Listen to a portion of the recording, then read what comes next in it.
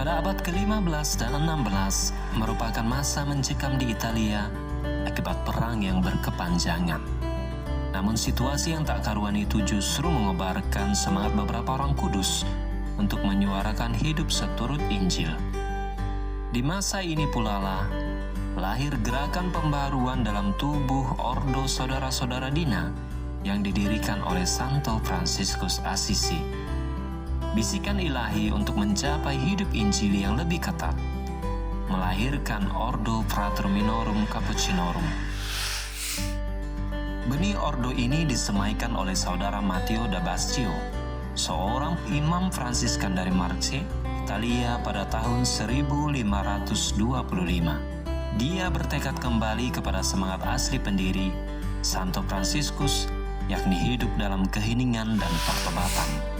Akhirnya Matteo berhasil mendapatkan restu Paus Clemens ke-7 melalui Bulla Religionis Caelus 3 Juli 1528 untuk hidup sebagai pertapa dan pengkhotbah keliling kepada orang miskin. Para saudara Kapusin tiba di Sumatera pada 20 Agustus 1912. Sebagai prefek apostolik diunjuk saudara Liberatus Klutz yang bertahta di Padang. Pada 20 Juli 1921, saudara Matthias Brands dipilih menjadi pengganti Liberatus Klutz. Pada tahun 1941, Monsignor Matthias Brands membawa pusat vikariat dari Padang ke kota Medan. Pertumbuhan jumlah saudara Kapusin di wilayah Keuskupan Agung Medan bermuara pada pendirian Ordo Kapusin Provinsi Medan pada tanggal 21 Februari 1994. Ordo Saudara Dina Kapusin dipimpin oleh Minister Jenderal Saudara Roberto Genuin yang bertempat tinggal di Roma. Sementara di Keuskupan Agung Medan, Ordo Kapusin Provinsi Medan dipimpin oleh Minister Provinsial Saudara Celestinus Manalu yang didampingi seorang wakil dan 3 orang penasehat. Karya Kapusin Provinsi Medan digolongkan menjadi pastoral parokial dan pastoral kategorial.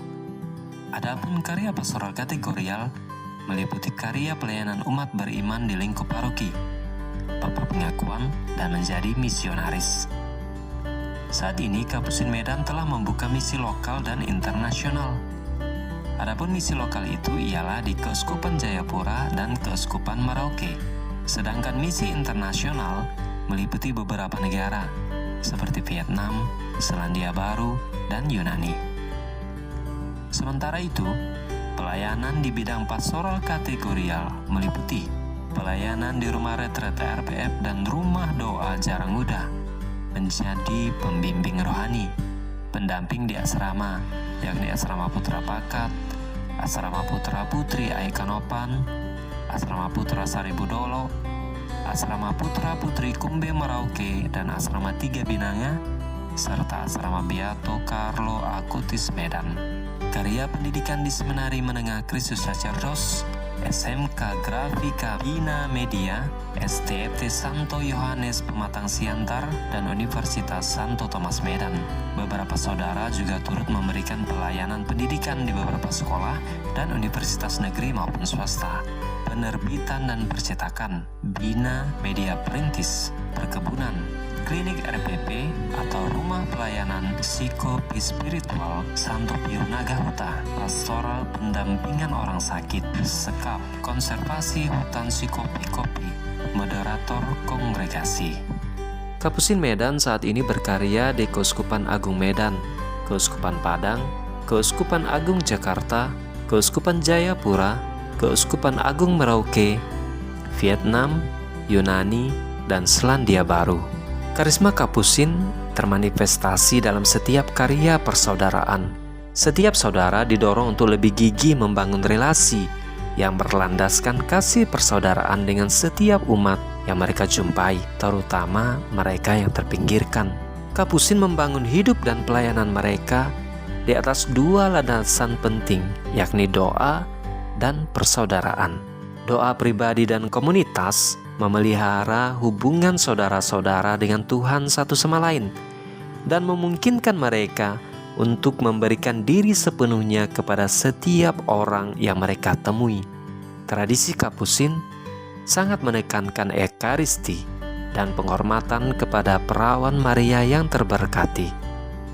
Karena itu, didirikanlah rumah doa Supemalam Jarang Uda Barastagi sebagai tempat bagi para saudara untuk membangun hubungan yang lebih intens dengan Tuhan.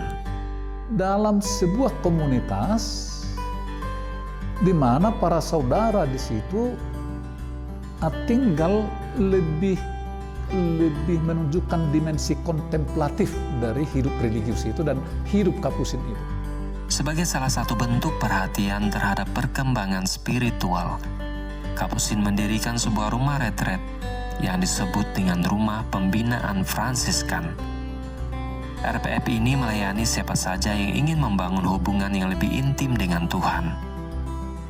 Rumah retret yang sudah berusia lebih dari 25 tahun ini bergerak berlandaskan spiritual Santo Fransiskus Assisi, yakni menaruh hormat yang tinggi kepada setiap ciptaan, serta membangun persaudaraan kepada siapapun tanpa memandang ras, agama, dan status sosial.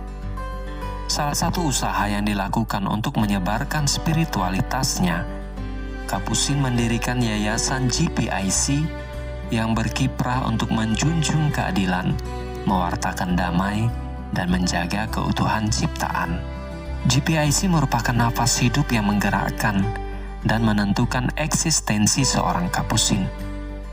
Yayasan yang berkantor di Jalan Mongonsi di Medan ini menyediakan biro bantuan hukum untuk membantu memperjuangkan keadilan bagi orang-orang kecil yang mengalami ketidakadilan, terutama mereka yang tidak mampu secara finansial untuk mendapatkan pembelaan hukum. Dalam bidang perdamaian, GPIC bercermin pada teladan damai Santo Fransiskus Assisi. Setiap saudara Kapusin, dimanapun mereka berada, didorong untuk aktif dalam usaha perdamaian, terutama menjalin persahabatan dengan mereka yang berbeda agama. Dalam bidang keutuhan ciptaan, GPIC proaktif dalam pemulihan lingkungan hidup yang sudah mencapai fase krisis.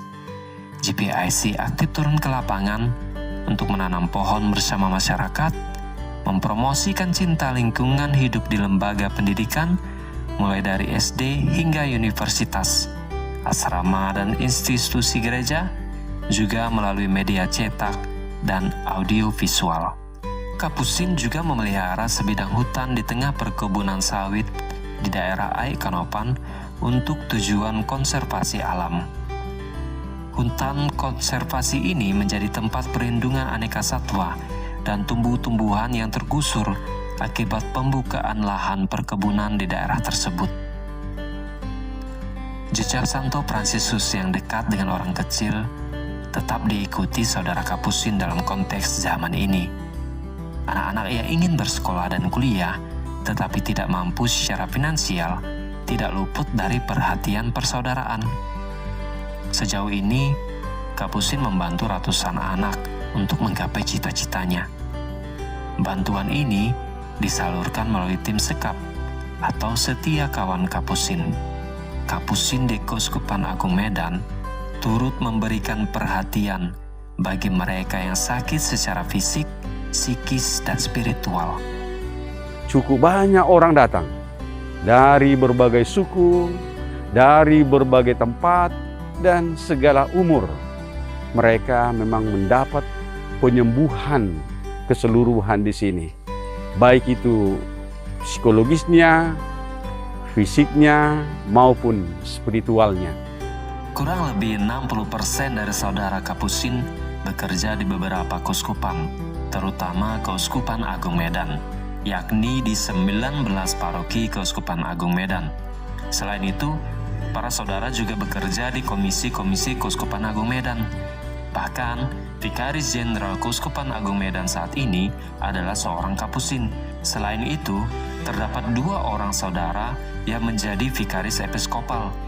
Utusan Keuskupan Agung Medan untuk Forum Kerukunan Umat Beragama atau FKUB Sumatera Utara dan beberapa saudara lain di kota dan wilayah lain di Sumatera Utara.